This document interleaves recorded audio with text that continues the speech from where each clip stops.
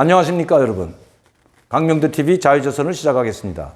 오늘은 주일입니다. 오늘도 마음 놓고 교회 예배를 드리러 가지 못하고 있는 많은 성도분들께 진심으로 위로와 격려의 말씀을 드립니다. 하나님은 살아계시고 하나님은 우리와 함께 계시고 항상 승리하시는 분입니다. 하나님과 하시면 승리하실 줄로 믿습니다. 오늘은 어제에 이어서 김정은에 대해서 좀 말씀드리려고 합니다. 충격적인 소식을 제가 입수했기 때문입니다. 다시 말씀드리면 김일성이 김정은을 알고 있었다고 합니다. 저는 북한에 있을 때 고용희에 대해서 알고 있었습니다. 저는 94년도 5월 달에 한국에 망명을 했을 때 1년간 안가에 있으면서 그때 자료를 모아놨던 것으로 책을 쓴 적이 있습니다. 평양은 망명을 꿈꾼다. 이 책이었는데 벌써 25년이 지난 책이지만 제가 그때 고용희에 대해서 구체적으로 쓴 사실이 있습니다. 고용희는 김정일의 두 번째 부인이다. 그리고 거기에는 자녀들이 있다고 했습니다. 그때는 김정철, 김정은, 김여정이 나이가 아주 어렸기 때문에 별로 관심도 가지지 않고 있었습니다. 그리고 김정일은 이 부인뿐만 아니라 특각에 있는 여러 부인들이 있었다는 말을 친척들로부터 들었다고도 제가 그 책에 써놓은 것이 있습니다. 그런데 최근에 김정은이 김정일이 급사한 이후에 최고 지도자가 됐습니다. 최고 지도자가 됐는데 할아버지 김일성과 찍은 사진이 단 한 장도 공개하지 못하고 있습니다. 자기 어머니 고용희와 그리고 장군복을 입고 고용희와 찍은 사진, 김정일과 찍은 사진, 백마탄 어린 김정은, 고용희, 김정일은 많은 사진들을 가지고 언론에 노출시키고 선전화 사업에, 즉 선전 활동에 이용하고 세뇌 교육에 이용하고 있지만 김일성 모습을 한 김정은이 할아버지와 찍은 단 한 개의 사진도 내놓지 못하고 있는 점, 여기에 많은 사람들이 의문을 가졌습니다. 저 역시 그래서 김일성은 김정일에게 모든 권력을 넘겨준 이후에 김정일이 고용희를 두 번째 부인으로 맞아들이고 김일성을 모르게 숨겨놓은 부인이기 때문에 그 누가 감히 김일성에게 이 숨겨진 김정일의 가족에 대해서 또 김종철이나 김정은, 김여정에 대해서 누가 감히 이야기할까? 만약에 하나 이야기했더라면 김정일에게 아마 용서받지 못했을 것이라고 이렇게만 생각하고 김일성이 모를 수도 있겠다고 생각했습니다.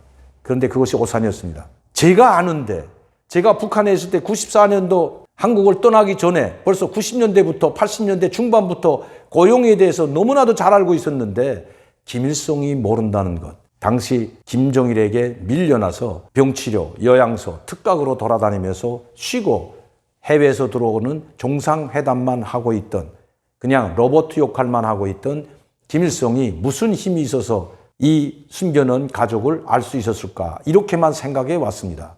그런데 김일성은 이미 김정일이 원산에 있는 특각에 고용희 가족, 즉 고용희와 김정철, 김정은이 태어나기 전부터 고용희에 대한 관계를 이미 다 알고 있었다고 합니다.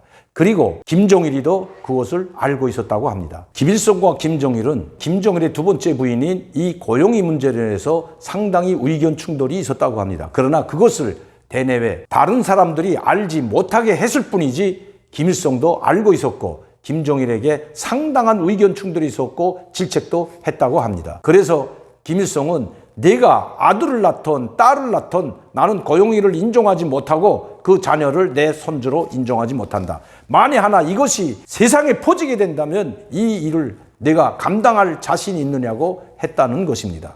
그래서 김일성은 알면서도 모른 척 했다는 것이 최근에 나온 특보입니다. 그것도 아주 김일성 일가에 가장 잘 알고 있는 집사와 같은 사람이 전해준 소식입니다. 제가 직접 소식을 받은 것은 아니지만 제 해외에 나와 있는 고위층으로부터 이 이야기를 전해받고 저도 충격을 받았습니다. 다시 말씀드리면 김일성은 김정은, 김종철, 김여정을 알고 있었지만 손자, 손녀로 인정하지 않았다는 것입니다. 그리고 만나주지 않았다는 것입니다. 그리고 다른 사람들에게 이것이 새어나지 않도록 철저히 비밀을 지키게 했다는 것입니다. 그러면 김일성이 이 사실을 어떻게 알았을까? 과연 누가 김일성에게 이 사실을 보고했을까? 바로 칠골 가문과 만경대 가문 사람들이 김일성에게 이야기했다는 것입니다. 그래서 김정은이 올라온 다음에 김일성 생가인 만경대 가문과 김일성 외가인 강반석 가문, 이 강반 7골 가문이 쑥대밭이 돼버렸습니다. 그리고 단 한 명의 친척도 자기 주위에, 즉 위력한 자리에 앉히지 않았다는 것입니다. 거기에는 당전의 정치국 위원도 있었고 부총리도 있었고 인민무력부 부부장도 있었고 내각 부총리도 있었습니다. 그런데 그 사람들이 모두 물러나고 단 한 명도 살아남은 사람이 없습니다. 최근에 마지막까지 살아있던 김씨 가문과 칠골 가문의 마지막 원로들인 이용무, 칠골 가문의 사위죠. 이용무, 인민무력부 총정치국장을 했고 김종일과 가장 가까웠던 사람이었습니다. 그러나 오국열과 또 오진화의 관계 때문에, 트라이벌 관계 때문에 한직으로 밀려났다가 또 10년간 나타나지 못하고 있다가 92년대에 올라왔던 이용무입니다. 국가교통위원회 위원장. 그리고 양용섭. 이 양용섭은 김일성의 김선숙이라는 사촌 여동생의 남편입니다. 오랫동안 최고인민회의 의장을 했습니다. 최고인민회의 의장. 우리는 말하는 국회의장이죠.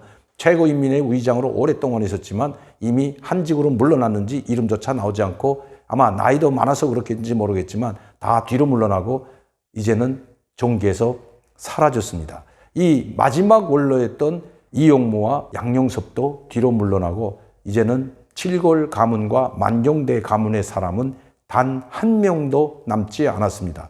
물론 호담의 부인이었던 김정숙, 호담의 부인이죠. 김정숙은 민주조선사 주필로서 뭐 그렇게 큰 직위는 아니지만 주필로서 또 최고인민회의 대의원으로서 아직은 있지만 여기는 권력과는 거리가 멉니다. 호담이 살아있을 때 외교부장 호담, 그리고 통일전선사업부 비서, 통일전선사업부장까지 했던 칠골 만경대 가문에서 가장 높이 올라갔던 사람이 바로 호담입니다. 그건 당전의 정치국 위원이었고 만경대 가문의 사위로서 쭉 김일성에 가장 가까웠던 사촌 동생, 여동생이죠. 김정숙의 남편이 바로 호담입니다. 그러나 호담은 90년대 초에 이미 사망을 했고 그 이후에 가장 김정일의 최측근으로 지냈던 사람이 칠골 가문의 강현수, 평양시당 책임비서이며 당전의 정치국 위원이었던 강현수. 이미 다 집안이 몰락하고 사라졌습니다. 왜 김정은 시대에는 만경대 가문과 칠골 가문, 즉 백두혈통이라는 가문들이 모두 사라졌습니다. 왜냐하면 김정은은 정통 백두 가문이 아니기 때문입니다. 그리고 고용에 대해서 곱지 않은 눈길로 보냈던 것이 바로 칠골 가문이고 만경대 가문이었기 때문입니다. 그 많은 칠골 가문과 만경대 가문 중에서 최고인민회의 대의원을 찾아볼 수가 없습니다. 그 자녀들이 많이 살아있는데도 말이죠. 그만큼 김정은은 할아버지 김일성의 모습을 담고 있지만 실제 내면 속에는 할아버지에 대한 원망으로 가득 차 있었다는 것입니다. 또 김종일 역시 아버지 김일성에 대해서 불만이 많았던 것입니다. 김종철과 김정은, 김여정을 손자, 손녀로 인정해주지 않았기 때문입니다.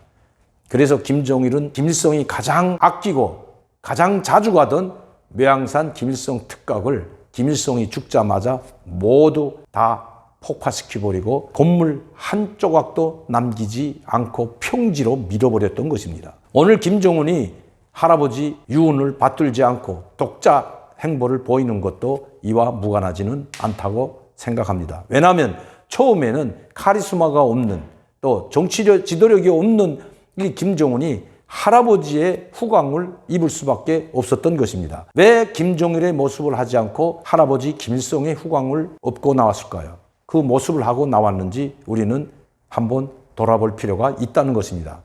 왜냐하면 북한 사람들은 지금도 김일성에 대해서는 별로 욕하지 않습니다. 그러나 김정일은 모든 나라를 망쳐먹고 나라를 경제를 망치고 인민들을 굶주리게 낭떠러지로 떨군 사람이 바로 김정일이라고 기억하고 있기 때문입니다. 그런 아버지와는 정치를 달리하겠다고 선언한 사람이 바로 김정은입니다.